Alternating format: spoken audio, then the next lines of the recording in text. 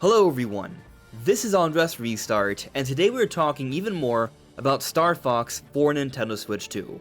Just a few days ago, we got the Starfox Direct, the game was revealed. It is a remake of Starfox 64, but there are some new elements as well, and we've actually learned just a little bit more about this game, a few more details, but there's also some other things going on that could be suggesting even more. And on top of that, we have some interesting takes from Takaya Imamura, the one who created the initial character designs in Starfox.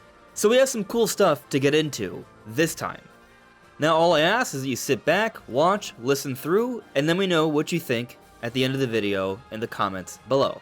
So from the Starfox Direct, we've already learned that Starfox for Nintendo Switch 2 is a little bit different than Starfox 64. Yes, the campaign is a remake, and so essentially what we're looking at here is just Starfox 64 made to look like a modern game, and it is beautiful. But we also know that they're giving us more story elements with all these different cutscenes between missions, which is extra stuff that was not in Starfox 64. So we're going to learn more about these characters and the world. How much more? We'll be touching a little bit more on that later on to the video. But beyond that, we are getting some different control options, we are seeing some pretty cool game chat features, we're seeing the interesting camera integration, and then there's also the challenge mode, which was not in Starfox 64, and also a very different take on the multiplayer. And this might be the best multiplayer we've seen in a Starfox game yet, especially because it will be online with game chat support. But is that all there is? We did hear that this is a $50 game digitally, $60 physically, unless you find certain retailers that are matching the price of digital. So it is a budget title. Could there be anything else to this game? Well, typically, when Nintendo reveals a game, there's still usually more to the game. They don't show everything about it, they're not going to spoil the full package, and if there's going to be more beats of promotion, then there may be other things we learn about the game that they were holding back upon with the initial reveal. We can even look at actually a very similar situation is going on right now with Splatoon Raiders. It's priced the same, so it's another budget title, but we do know they haven't shown us everything yet. It's technically been confirmed that there is cooperative play, but we have not actually seen how it works yet. That might be something we see closer to release, and so perhaps something similar will happen with Starfox. I'm not saying they're going to have a different version of co-op, even though that's what I wanted, but there could be more to this package is my main point here. And actually, Nintendo themselves appears to be indicating that there is more to this game. As Alpha SSB on Twitter pointed out, if you look at the eShop listing for Starfox, they say, "We'll have more to say about Starfox soon. You can pre-order the game using the link below." And then they get cute here. In the meantime, we can't resist saying it, at least once, do a barrel roll. But the point is, they're going to have more to say about Starfox soon, which indicates that they are planning more promotional beats before the game comes out, which likely means we're going to learn a little bit more about the game. Now, maybe this is just previews, and in there we just kind of get a better understanding of how the game flows and feels. We really did just get a few clips of the multiplayer, so getting a better understanding of that could certainly work. But we did learn something about the Amiibos recently. We learned from the Japanese website of the game. You can scan in the Fox, Falco, and Wolf Amiibos from the Smash Bros. Line to unlock special emblems and backgrounds, as we see here with this image. And so this might be cool stuff to attach to your character, your avatar, when you're playing online, so people can see little different details there. It's a neat thing, not a very, very big deal, but it's something. It does have people wondering, though, if there are going to be new Amiibo for this Starfox game, especially considering the new designs.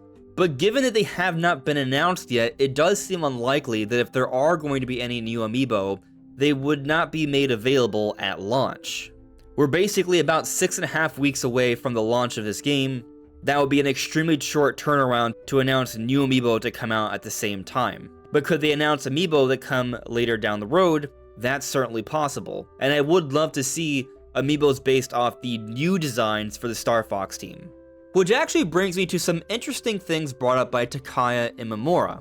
Because there's been a lot of conversation online, a lot of debate, controversy about these realistic designs for Starfox, and some people were perhaps even misquoting Takaya Imamura, the initial designer of these Starfox characters, suggesting that he was not happy with their designs, because he said here in this thread, after he put together this look to show his love of James McCloud, who was shown in the prologue in the Starfox Direct. And when asked what he thinks about the new look of the characters, he says, "Personally, I prefer the movie version, but I thought this one was good in its own way with a clear direction." And so from this, you saw different outlets just saying, oh, Takaya Imamura prefers the movie version, not putting in the part where he says he likes this direction too, to further fuel the negativity train about these realistic looks. Takaya Imamura actually does like this look, but yeah, he does prefer the movie look.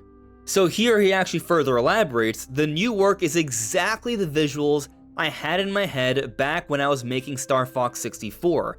I absolutely love the super realistic character expressions too." And just a reminder, a lot of people are complaining because this does not match the original design of Star Fox, these realistic looks.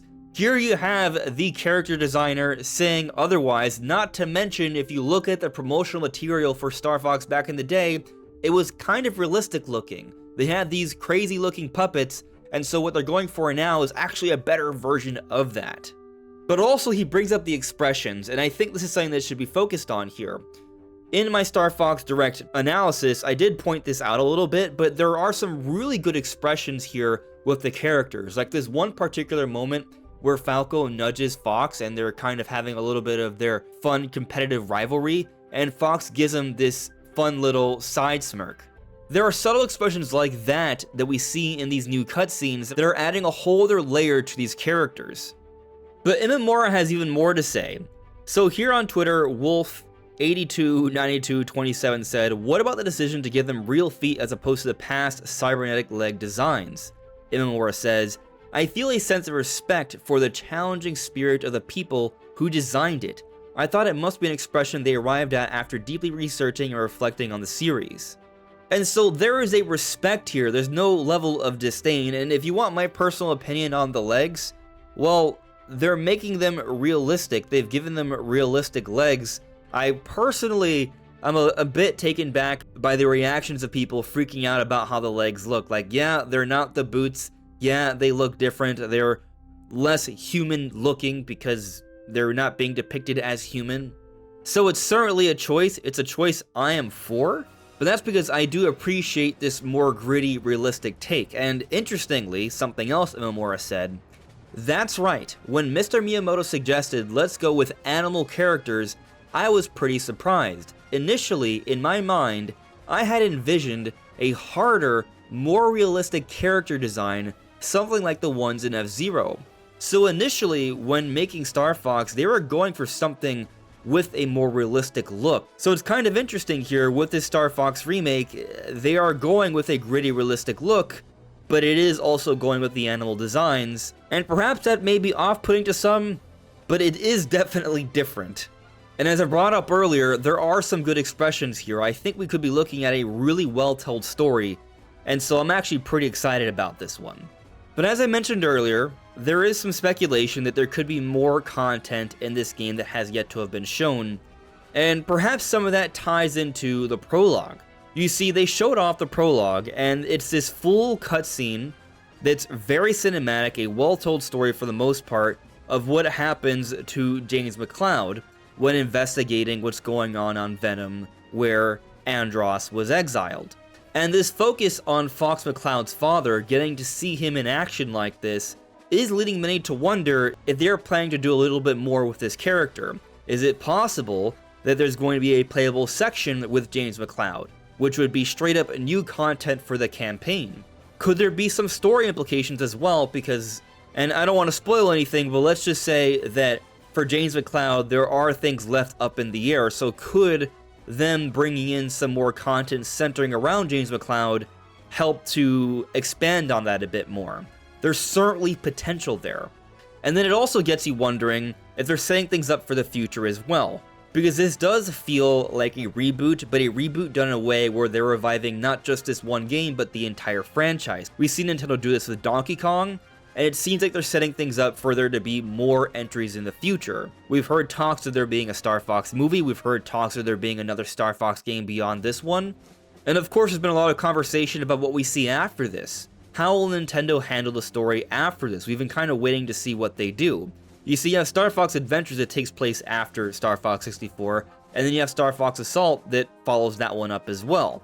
Now then there's Star Fox Command, which does a whole bunch of different things. I think most people will be in agreement they can just kind of put that to the side as its own side venture with multiple options, but many want to see the Star Fox story progress. So maybe there could be some subtle decisions, or perhaps not so subtle decisions, in terms of the way this remake is handled, they can have implications for the future. Maybe there's even something to the epilogue when you beat this game that gives us an indication of how they're going to incorporate other games. So, for example, there's also Star Fox 2, which has other characters, but because that never came out until recently, that wasn't part of the Star Fox story. So when you go to Star Fox Adventures and Assault, those characters aren't really in the picture. What if Nintendo's trying to recontextualize all these different events, and they gotta start here with the remake of the original story, and so there might be some changes. It's something I'm definitely looking forward to seeing here. At the very least, we're going to get a better look at the world of Star Fox, and that's very exciting. But what do you all think? Let me know in the comments below. And if you've gone this far, finding yourself enjoying the video and you haven't subscribed already, please do. I would very much appreciate it. But this is AndresRestart. Thank you so much for listening and watching, and I will see you all really soon. Take care. Bye.